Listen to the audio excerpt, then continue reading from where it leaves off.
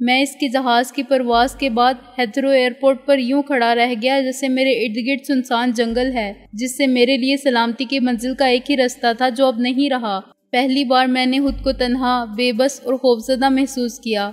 آخری واقعہ 2 ہفتے بعد آیا۔ میں بارش سے بے نیاز سردی میں بھیگتا ہوا آدھی رات سے کچھ پہلے ایک جگہ ملازمت کی کوشش میں کامیاب ہو کے لوٹ رہا تھا۔ ایک پاکستانی تاجر نے، جس کا لندن میں بہت بڑا سپر سٹور تھا اور دوسرے شہروں میں برانچیں تھیں، میرے حالات سن کر مجھے سیلز مین رکھنا منظور کر لیا تھا۔ اس سے پہلے انگریز خود میرے ہم وطن اور بہت سے ایشیائی بڑی شرافت اور اخلاق کے ساتھ سوری کہہ کر یہ واضح کر چکے تھے کہ وہ کوئی خطرہ مول نہیں لے سکتے، لیکن یہ تاجر اثر رسوخ رکھنے والا اور جرأت مند آدمی تھا۔ اس نے کہا، سکندر بخت، ابتدا میں مجھے بھی ان گوروں کی متعصب حاکمانہ ذہنیت کا سخت مقابلہ کرنا پڑا تھا، لیکن میں اب ایک معزز شہری ہوں، میں ان کے ہتھ کنڈے سمجھتا ہوں، اس لیے مار نہیں کھاتا۔ تم فکر نہ کرو، ایک بار یہ معلوم ہو جائے کہ تمہارے وہ دشمن کون ہیں، پھر میں ان کا بندوبست کروں گا کہ سب کا دماغ درست ہو جائے گا۔ میرا خیال ہے وہ کرائے کے آدمی ہیں۔ یہ چکر یہاں بہت عام ہے، لیکن لوہے کو لوہا ہی کاٹتا ہے۔ آدمی میرے پاس بھی ہیں، سفید کتے، جو نوٹ دیکھتے ہی گورے کالے کا فرق بھی بھول جاتے ہیں۔ میں اپنے خیالات میں غرق تیز قدموں سے چلتا جا رہا تھا کہ اچانک ایک ویران موڑ پر مجھے اپنے پیچھے قدموں کی آہٹ سنائی دی۔ میں نے پلٹ کر دیکھا ہی تھا کہ ایک سایہ سا مجھ پر لپکا۔ میرے سر پر لوہے کی سولاخ جیسی کوئی چیز پڑی اور میں چکرا کے گر پڑا۔ ہوش کی کیفیت کا آخری احساس یہ تھا کہ مجھے زمین پر گرتے ہی اٹھا لیا گیا ہے۔ آہستہ آہستہ میرے حواس بحال ہوئے۔ میں بالکل دوسری جگہ سڑک پر پڑا تھا۔ آنکھیں کھول کر دیکھتے پر مجھے کچھ لوگ نظر آئے جو حلقہ بنائے کھڑے تھے۔ ان سب کے ہاتھوں میں چھری تھی، سوائے ایک پولیس مین کے جو میرے سر کے قریب بجلی کے کھمبے کی طرح کھڑا تھا۔ مجھ سے کچھ فاصلے پر ایک عورت سیدھی لیٹی تھی اور بارش اس کے ساکت و صامت جسم پر مسلسل گر رہی تھی۔ اس کی کھلی آنکھیں مجھے اپنی طرف دیکھتی محسوس ہوئیں۔ پھر اسٹریٹ لائٹ کے مدھم سے اجالے میں میری یادداشت نے ایک صورت کے خد و خال تراشنے شروع کر دیے۔ بالآخر میں نے اسے پہچان لیا۔ یہ وہی عورت تھی جس نے ہاسٹل میں مجھ پر عصمت دری کی ناکام کوشش کی تھی۔ اس کے آس پاس خون کا نام و نشان نہیں تھا اور اس کے جسم پر کسی زخم یا چوٹ کا پتہ بھی نہیں چلتا تھا، مگر اس میں شک کی کوئی بات نہ تھی کہ وہ مر چکی ہے۔ میں نے سر اٹھانے کی کوشش کی مگر اسی وقت سائرن سنائی دیے اور مجمع خود بخود چھٹ گیا۔ ایک ایمبولینس اور ایک پولیس کار میرے بہت قریب آ کے ٹھہری۔ متعدد ہاتھوں نے پیشہ ورانہ مہارت کے ساتھ مجھے اسٹریچر پر ڈالا اور ایمبولینس میں سرکا دیا۔ پھر دوسرا اسٹریچر اندر آیا اور ایمبولینس کا پچھلا دروازہ بند ہو گیا۔ اب میں ایک لاش کے ساتھ مسلح محافظوں کی نگرانی میں سفر کر رہا تھا اور مجھے اندازہ ہو چکا تھا کہ میری منزل کیا ہے۔ اپنی بے گناہی کا ناقابل تردید ثبوت فراہم کرنے تک میں قانون کی نظر میں اس صورت کا قاتل تھا۔ ہسپتال پہنچنے کے بعد مجھے ایک کمرے میں پہنچا دیا گیا اور وہ بدبخت عورت جو 50 پاؤنڈ کے چکر میں جان سے گئی تھی شاید مردہ نہ پہنچی۔ طبی معائنے کے دوران اور بعد میں ایک پولیس افسر اور سراغ رساں ہمہ وقت سائے کی طرح میرے ساتھ رہے۔ 1 ہفتے کی تفتیش کے دوران میں نئے انکشافات نہیں ہوئے۔ اس عورت کو گلا گونڈ کر ہلاک کیا گیا تھا مگر اس کی گردن پر میری انگلیوں کے نشانات نہیں پائے گئے تھے۔ میں نے الزام کی صحت اور اعتراف جرم سے صاف انکار کر دیا، لیکن اس بات کی وضاحت نہیں کر سکا کہ مجھے بے ہوش کر کے لاش کے قریب ڈال جانے کی کارروائی بھی میرے خلاف سازش تھی۔ تو سازش کے محرکات کیا تھے اور سازش کرنے والے کون تھے؟ اسکاٹ لینڈ یارڈ کے ایک انتہائی سرد مزاج، صورت سے بے وقوف نظر آنے والے مگر بہت ذہین اور عیاش سراغ رساں نے میرے خلاف تمام واقعات کی ایک فائل مرتب کر لی تھی، جس میں ترتیب وار ہاسٹل میں مقتول عورت کی ہنگامہ آرائی سے قبل تک کے تمام واقعات اور بیانات وغیرہ شامل تھے۔ میرے خلاف الزامات کی فہرست بہت طویل تھی۔ مسٹر سکندر بخت، اس نے صبح موقع پاتے ہی فائل کی ورق گردانی کرتے ہوئے کہا، تمہیں ہاسٹل میں نسلی منافرت اور تشدد پسندانہ خیالات کے اظہار پر وارننگ دی گئی تھی۔ وہ ایک تنگ نظر متعصب بوڑھے یہودی کی ماندانہ کارروائی تھی۔ میں نے کہا، پھر یہ مقتول عورت کا ہنگامہ تمہارے کمرے میں ہوا جو ہاسٹل کی تاریخ میں پہلے کبھی نہیں ہوا۔ سراغ رساں نے بات جاری رکھی، عدالت نے مجھے اس مقدمے میں باعزت طور پر بری کر دیا تھا۔ سزا مقتول اس عورت کو ہوئی تھی، لیکن اس کے بعد پلاسٹک بم اس کمرے میں پھٹا جہاں سے تم کو نکالا گیا تھا اور تم شک کے فائدے پر چھوڑ دیے گئے۔ سراغ رساں نے صفحہ پلٹ کے کہا، واردات میں 2 افراد ہلاک ہوئے تھے۔ ہاسٹل کی تاریخ میں ایسی واردات بھی پہلے نہیں ہوئی تھی۔ میرا ضبط کا حوصلہ جواب دینے لگا، گویا میری تاریخ ساز شخصیت۔ پلیز شٹ اپ، سراغ رساں نے کہا، اس واردات کے بعد تمہیں نیک چلنے کی ضمانت پر رہا کیا گیا تھا، لیکن ہاسٹل سے نکال دیا گیا تھا۔ تم نے ایک منشیات کے عادی اور منشیات کے دھندے میں ملوث ہپی کے گھر پناہ لی۔ یہ میرے لیے ایک انکشاف ہے، میں نے کہا۔ میں اس ہپی کو نہیں جانتا تھا۔ وہیں تم قاتلانہ حملے کی ایک اور واردات میں ملوث ہوئے، پھر تم نے تفتیش کرنے والے پولیس آفیسر پر حملہ کیا، چنانچہ تمہیں 1 ماہ قید کی سزا سنا دی گئی جو معطل رکھی گئی تھی۔ اس نے مزید چند صفحات پلٹ کے کہا۔ اس پولیس آفیسر نے مجھے گالی دی تھی، میں نے چیخ کر کہا، اور جو شخص زخمی ہوا تھا وہ میرا عزیز ترین دوست تھا۔ حملہ مجھ پر کیا گیا تھا۔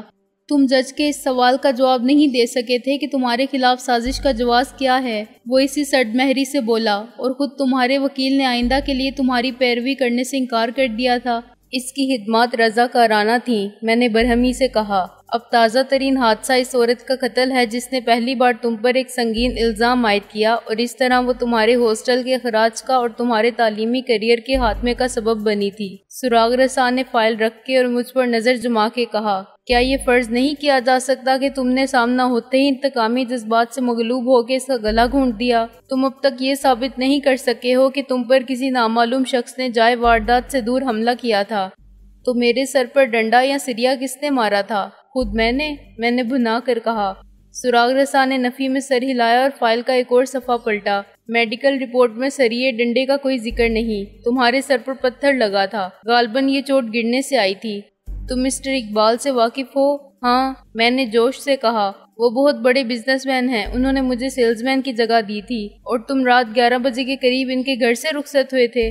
سراغ رساں نے مزید صفحات پلٹے۔ ان کے بیان کے مطابق تم 11:05 پر گئے تھے۔ یہ واردات ان کے گھر سے 2 گز کے فاصلے پر ہوئی ہے، اور میڈیکل رپورٹ میں واردات کا وقت 11 سے 12 کے درمیان متعین کیا گیا ہے۔ تمہارا کمرہ اس جگہ سے 2 میل دور ہے، ٹیکسی سے صرف 10 منٹ کی مسافت پر، مگر تمہارا بیان ہے کہ تم پر حملہ 12 بجے کے قریب ہوا۔ میں پیدل گیا تھا، میں نے کہا، اور ٹیکسی کی طرح دوڑ نہیں سکتا تھا، میں سیر کرنا چاہتا تھا۔ بارش کے باوجود؟ سراغ رساں طنز سے مسکرایا۔ شاید یہ بات تمہیں یاد نہیں رہی۔ مجھے بارش میں پیدل چلنے کا خبت ہے، میں نے کہا۔ کیا میرا شوق خلاف قانون ہے؟ ویسے میں ٹیکسی تلاش کر رہا تھا۔ سراغ رساں مجھے معنی خیز نظروں سے دیکھتا رہا۔ تم نے اس عورت کو قتل کیا ہے، اس نے قطعی لہجے میں کہا۔ تم کسی طرح مجھے اعتراف جرم پر مجبور نہیں کر سکتے، میں نے کہا۔ میرے وکیل نے سفارت خانے کو بھی مطلع کر دیا ہے، تم اپنے 3rd ڈگری کے طریقے استعمال نہیں کر سکو گے۔ آخر تم لوگ شرلاک ہومز کے طریقے کیوں نہیں استعمال کرتے؟ تمہارے لیے ایک اطلاع ہے۔ اس نے جیب سے سگریٹ نکال کے جلایا۔ سفارت خانے کی رضامندی سے برطانوی حکام تمہیں ڈیپورٹ کر دینے کے امکانات کا جائزہ لے رہے ہیں۔ سفارت خانے والے ایسے کسی انتقامی اقدام کی حمایت نہیں کر سکتے، میں نے کہا۔ انہیں تمہاری حکومت کے ایک اعلیٰ افسر کی طرف سے یہ درخواست موصول ہوئی ہے، وہ سگریٹ کا کش لے کر بولا۔ وہ افسر تمہاری وزارت خارجہ کا ڈپٹی سیکریٹری ہے اور تمہارے دوست سید محسن رضا کا باپ ہے جو پہلے ہی پاکستان جا چکا ہے۔ یہ انکشاف واقعی افسوسناک تھا۔ محسن نے خلوص نیت سے میری ذلت و رسوائی کا سامان کر دیا تھا۔ اگر تم پر یہ الزام ثابت نہ ہوا، جس کا امکان بہت کم ہے، تو تم رہائی کے فوراً بعد ناپسندیدہ شخص قرار دے کر نکال دیے جاؤ گے، ورنہ جیل کاٹنے کے بعد۔ اس نے اپنے رویے کی بے نیازی کا انداز برقرار رکھا۔ ایک بات اور بھی ہے، مقتول عورت سوہو کے علاقے کی ایک 3rd ریٹ قصبی تھی اور 1 ماہ کی جیل کاٹ کے رہا ہوئی تھی، صرف 1 دن پہلے۔ یہ تو تم جانتے ہی ہو کہ سزا اس کو تم پر الزام تراشی کے جرم میں ہوئی تھی۔ تم نے اپنے نظام انصاف کی غیر جانبداری دیکھی؟ میں نے تلخی سے کہا۔ جرم مجھ پر ثابت ہو جاتا یا کر دیا جاتا تو مجھے کتنی لمبی جیل کاٹنی پڑتی۔ وہ تو خدا کا شکر ہے کہ مقتول عورت نے خود ہی اقبال جرم کر لیا تھا، مگر اس کے باوجود ایک سازش میں ساتھ دینے، میری رسوائی کا سبب بننے، میرے کمرے میں ناجائز طور پر داخل ہونے اور دیگر جرائم کی مرتکب ثابت ہونے کے باوجود اسے کم سے کم سزا دی گئی جو اس نے نصف کاٹی۔ کل رات 2 افراد اس سے ملنے آئے تھے، سراغ رساں نے میری بات سننے کے بعد کہا۔ پڑوس کی ایک مضبوط الحواس بڑھیا نے اس کو دیکھا تھا جس کی بصارت اور سماعت بھی قابل اعتبار نہیں۔ اس کے کہنے کے مطابق وہ دونوں ایشیائی تھے، ایک دراز قد اور خوشحال، دوسرا پستہ قد اور نوکر ٹائپ۔ جھگڑے کی آواز پر بڑھیا متوجہ ہوئی۔ اس نے چیخ کر کہا تھا کہ ہاں، میں نے سب کچھ بتا دیا ہے کیونکہ تم نے بدعہدی کی تھی۔ جواب میں دراز قد نے کہا تھا کہ ہم بہت جلد تمہارا حساب بے باک کر دیں گے۔ ان دونوں کا حوالہ مقتولہ نے مقدمے کی سماعت کے دوران بھی دیا تھا۔ کیا تم اس سلسلے میں کچھ بتا سکتے ہو؟ تمہاری ذات ان معاملات سے متعلق رہی ہے۔ متعلق تو اس جج کی ذات بھی رہی ہے، تم نے اس سے پوچھا؟ میں نے جل بھن کر کہا۔ ایک ہفتے بعد تفتیش کے مراحل تقریباً مکمل ہو چکے تھے اور مجھے فرد جرم کے ساتھ عدالت میں پیش کرنے کے انتظامات ہو رہے تھے کہ رات کے وقت مجھے ملاقات کے لیے علیحدہ کمرے میں لے جایا گیا۔ اس کمرے میں صرف وکیل کو مجھ سے تخلیہ میں بات کرنے کا حق حاصل تھا اور وکیل ایک بار پھر مجھ سے ملاقات کر کے جا چکا تھا۔ اس وقت یوں بھی ملاقات خلاف ضابطہ تھی، چنانچہ میں سوچ رہا تھا کہ آنے والا کون ہو سکتا ہے۔ کمرے میں قدم رکھتے ہی میں نے 70 برس کے دراز قامت اور دبلے پتلے انگریز کو دیکھا جس نے انتہائی بیش قیمت سوٹ پہن رکھا تھا اور جو ہاتھ میں عصا لیے بالکل سیدھا کھڑا تھا، جس کا سرخ و سفید متکبر چہرہ حاکمیت کے جلال اور دولت مندی کے نسلی برتری کے احساس کا آئینہ دار تھا۔ میں نے اسے فوراً پہچان لیا۔ وہ سابق غلام ہندوستان کے ایک صوبے کا وہی متعصب اور تنگ نظر لیفٹیننٹ گورنر تھا، مسٹر سکندر بخش۔ اس نے بڑی نخوت کے ساتھ مصافحہ کیے بغیر کہا، تم نے شاید مجھے پہچانا نہیں۔ میں نے پہچان لیا ہے اور اسی لیے میں حیران ہوں۔ میں نے کہا، آپ کیا تابوت میں آخری کیل ٹھونکنے آئے ہیں؟ اس کا چہرہ بگڑ گیا۔ کاش یہ ممکن ہوتا، وہ بولا، لیکن میری ایک لڑکی ہے، صرف ایک۔ میں اسے اچھی طرح جانتا ہوں، میں نے مسکرا کر کہا۔ اس کا نام مارگریٹ ہے، وہ مجھ سے شادی کرنا چاہتی ہے۔ یہی تو میری بدقسمتی ہے، اس نے منہ دیوار کی طرف رکھتے ہوئے کہا، کہ وہ اپنی ماں پر گئی ہے۔ اس کی ماں بھی ایک پرنس کے ساتھ جانا چاہتی تھی۔ اب زندگی میں دوسری بار میری عزت خطرے میں ہے۔ تم اس خطرے کا وہی ادراک کر سکتے ہو۔ پہلی بار عزت کیسے بچائی تھی تم نے؟ اس کی صورت پر ایک تاریک سایہ پھیل گیا۔ بیوی کو میں نے باعزت طور پر دفن کروا دیا تھا، پھر تو کوئی مسئلہ نہیں، اب بیٹی کو زیادہ باعزت طور پر دفن کروا دو، میں نے تلخی سے کہا۔ اس نے مایوسی سے نفی میں سر ہلایا۔ شادی تو میں نے دوسری کر لی تھی، اب میں مجبور ہوں، اتنی بڑی بیٹی کہاں ملے گی؟ افسوس کہ برطانیہ کے عام شہری قوانین تم کو حاکم تسلیم نہیں کرتے، میں نے کہا، اور تم مجھے دفن نہیں کروا سکتے۔ وہ غلام ہندوستان تھا جہاں تم حاکم تھے اور قانون سے بالاتر تھے۔ اس کا چہرہ سرخ پڑ گیا۔ پڑتے اشتعال سے اس کا بدن لرزنے لگا تھا، مگر وہ ضبط کر رہا تھا۔ سکندر بخش، میں اب بھی بہت کچھ کر سکتا ہوں۔ آدمی جو کرنا چاہے ہر جگہ ہر وقت کر سکتا ہے۔ کوئی قانون، کسی سزا کا خوف اس کی راہ میں حائل نہیں ہو سکتا۔ میری زندگی کے کتنے دن باقی ہیں؟ میں تمہیں اسی وقت شوٹ کر کے خودکشی بھی کر سکتا ہوں، مگر اس کا خمیازہ بھی وہی بے وقوف لڑکی بھگتے گی، اور جب اسے تم سے بچانے والا بھی کوئی نہ رہے گا تو… مگر خیر، یہ بتاؤ، کیا وہ تم کو اپنی زندگی سے بھی زیادہ عزیز ہے؟ تم بھی شادی کرنا چاہتے ہو اس سے؟ میں نے اس کی مزید تذلیل کے لیے کہا مارا، میں اب غلام نہیں، آزاد ملک کا خوددار شہری ہوں سر۔ میں کسی بھی تم جیسے لارڈ کی بیٹی سے جوتے تو صاف کروا سکتا ہوں، مگر شادی کا شوق اسے ہے۔ شٹ اپ، وہ چلایا، یہ مت بھولو کہ میں ایک باپ ہوں۔ میں تم سے ایک سودا کرنے آیا ہوں اور اس لیے تمہاری بکواس سن رہا ہوں کہ مجھے تم جیسے شیطان سے نجات کی دو صورتیں نظر آتی ہیں جس میں میری عزت بھی محفوظ رہے گی اور تم پر میرا احسان بھی رہے گا۔ لک ہیئر، میں تمہیں اس الزام سے بچا سکتا ہوں، سمجھے؟ میں نے غور سے اسے دیکھا۔ میں تمہارے احسان کے مقابلے میں سزائے موت کو ترجیح دوں گا۔ آل رائٹ، گولی مارو احسان کو، وہ چیخ کر بولا، اور سنتری نے دروازہ کھول کے اندر جھانکا۔ اس کا اشارہ پاتے ہی وہ دروازہ بند کر کے غائب ہو گیا۔ اگر تم یہاں سے دفع ہو جاؤ، اس ملک سے نکل جاؤ، تو میں گواہی دے سکتا ہوں کہ جب تم پر حملہ کیا گیا تھا تو میں ادھر سے گزر رہا تھا۔ میں نے کسی کو تم پر حملہ کرتے اور پھر اٹھا کے گاڑی میں ڈال کر فرار ہوتے دیکھا تھا، لیکن میں دور تھا اور پیدل تھا۔ آس پاس کوئی پولیس مین نہیں تھا اور جائے واردات پر کوئی خون وغیرہ نہیں تھا، اس لیے میں خاموش رہا۔ ایک عیار سراغ رسا تم سے پوچھے گا، سر، شاید آپ کو یاد نہیں رہا، اس وقت بارش ہو رہی تھی اور آپ لارڈ ہیں، آپ پیدل کیوں تھے؟ میں نے طنز اور تمسخر کے ساتھ کہا۔ مائی فٹ، کوئی سراغ رسا مجھ سے کچھ نہیں پوچھے گا، مجھے خپت ہے بارش میں پیدل چلنے کا۔ 70 سال کا بوڑھا خپتی اور سنکی ہوتا ہے۔ اب بولو، تم یہاں جیل میں رہنا چاہتے ہو یا ڈیپورٹ ہونا؟ وہ بولا۔ ڈیپورٹ ہونا میرے لیے باعث مسرت ہوگا، میں نے کہا، بشرط یہ کہ مارگریٹ میرے فراق میں خودکشی نہ کر لے۔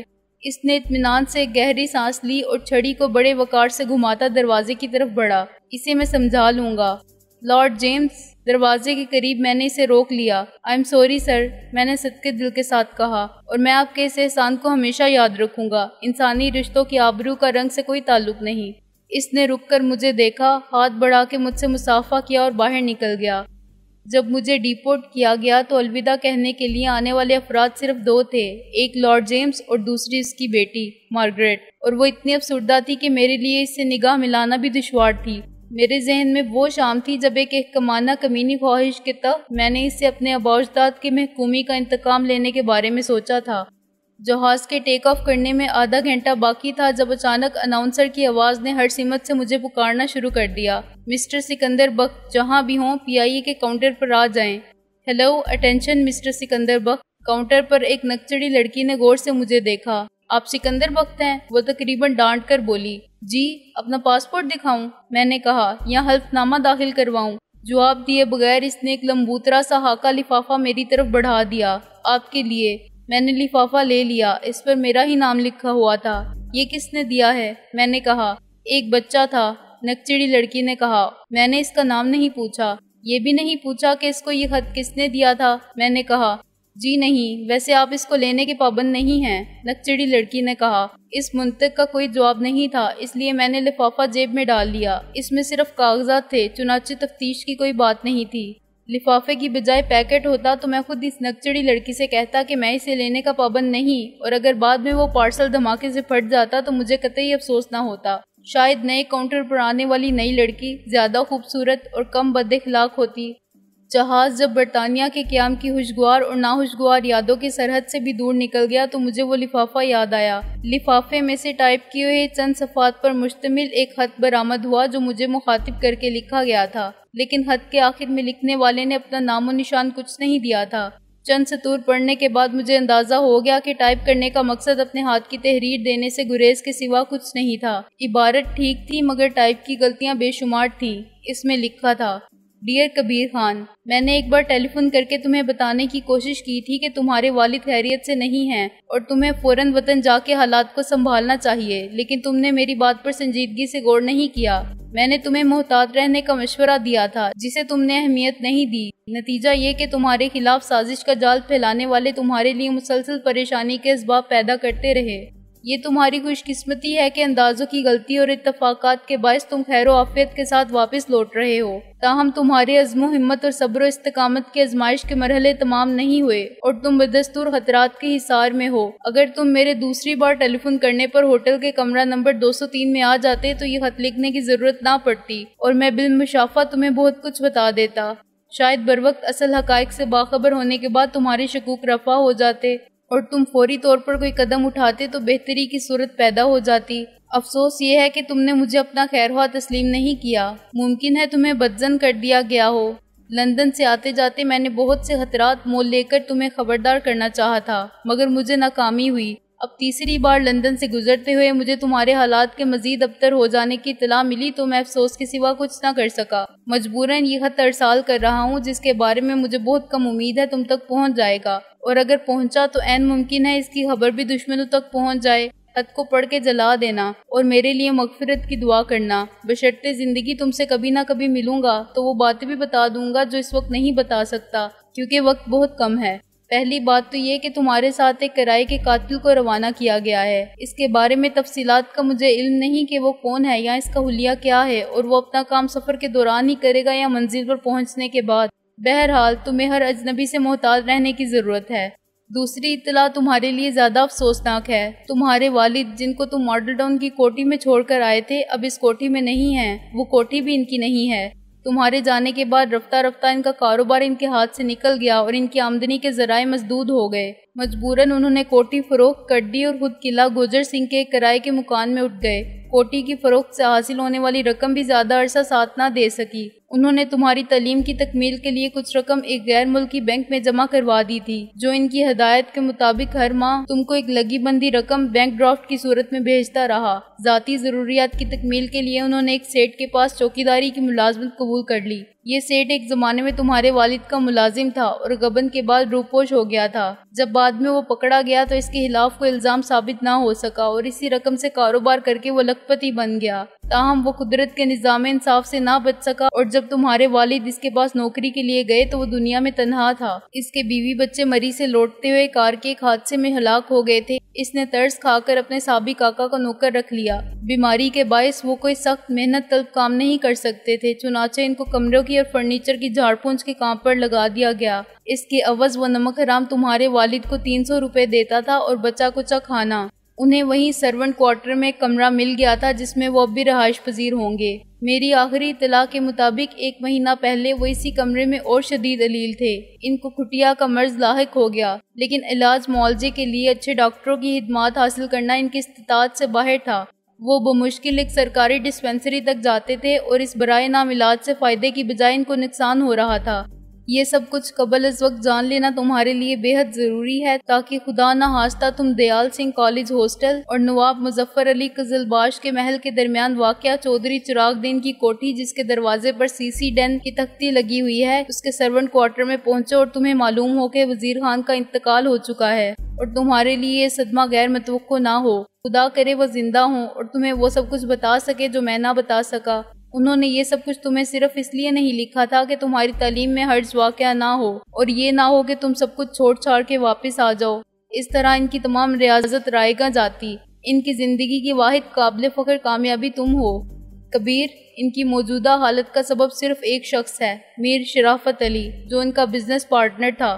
شاید تمہیں علم ہوگا کہ یہ شخص 1956 میں پاکستان پہنچا تھا۔ اس وقت تک کاروبار کے مالک صرف تمہارے والد تھے۔ 3 سال کے عرصے میں انہوں نے کلیم میں ملنے والی ایک دکان کے اندر لوہا کوٹتے کوٹتے برینڈرتھ روڈ پر وہ فاؤنڈری قائم کر لی تھی جہاں لیتھ مشین کے پارٹ بنانے سے کام شروع ہوا تھا اور پھر مکمل لیتھ مشین تیار ہونے لگی تھی۔ اس کے ساتھ ہی پاور ڈرل اور متعلقہ آلات بھی بنتے تھے اور ان مصنوعات کی ساکھی بہت اچھی تھی۔ اس کی آمدنی سے تمہارے والد نے کلیم میں ملنے والے مکان کو چھوڑ کر کنال بینک کی کوٹھی کرائے پر لی تھی اور پھر ماڈل ٹاؤن والی کوٹھی خریدی تھی۔ میر شرافت علی کے آنے کے 3 سال بعد میر وزیر اینڈ کمپنی 1959 میں قائم ہوئی اور جیسے انگریز تجارت کے بہانے ہندوستان آئے تھے اور ہندوستان کے مالک بن بیٹھے تھے، ایسے ہی شرافت علی پارٹنر بن کے شامل ہوا اور سارے کاروبار پر قابض ہو گیا۔ کاغذی دستاویزات میں ہر سال درج ہونے والے منافع کا آدھا حصہ تمہارے والد کو ملتا رہا، لیکن صرف اس حد تک کہ وہ منافع کی وصولی کے کاغذات پر اپنے دستخط ثبت کرتے تھے۔ منافع کی رقم شرافت علی کے کسی اکاؤنٹ میں چلی جاتی تھی جو اس نے مختلف بینکوں میں اپنی بیوی اور بچوں کے نام سے کھول رکھے تھے۔ اس طرح میر شرافت علی پر بلیک میلنگ کر کے کوئی رقم وصول کرنے کا الزام نہیں آتا تھا۔ تمہارے والد نے 30 جون 1965 کو آخری بار کمپنی کے حسابات میں بحیثیت پارٹنر اپنے دستخط ثبت کیے تھے۔ نفع نقصان کی بیلنس شیٹ دیکھی تھی جس کے مطابق ان کے حصے کا منافع تمام اخراجات کو وضع کرنے کے بعد نقد 3.5 لاکھ روپے بنتا تھا اور اپنے سرونٹ کوارٹر لوٹ آئے تھے۔ 3000 ماہانہ کی آمدنی کا مالک 300 روپے ماہوار پر اپنے ایک ملازم کا ادنیٰ ملازم تھا۔ تمہارے والد نے اپنے حالات کو سب سے چھپائے رکھا اور کمپنی کے نمک خوار بھی یہی کہتے تھے کہ پرانے مالک بیماری کے باعث معذور ہو گئے ہیں، چنانچہ سب کاروبار میر شرافت علی کے سپرد کر چکے ہیں، جو غلط بھی نہیں، لیکن اصل اسباب کا کسی کو علم نہیں۔ مجھے امید ہے اسباب تم خود معلوم کر لوگے اور میر شرافت علی سے اپنے والد کی حق حلالی کی کمائی کے اس پیسے کا حساب لے سکو گے جس پر تمہارا حق تھا، مگر جو میر شرافت علی نے بلیک میلنگ سے ہتھیا لیا۔ وقت آنے پر میں بتا دوں گا کہ تمہارا یہ خیر خواہ کون تھا۔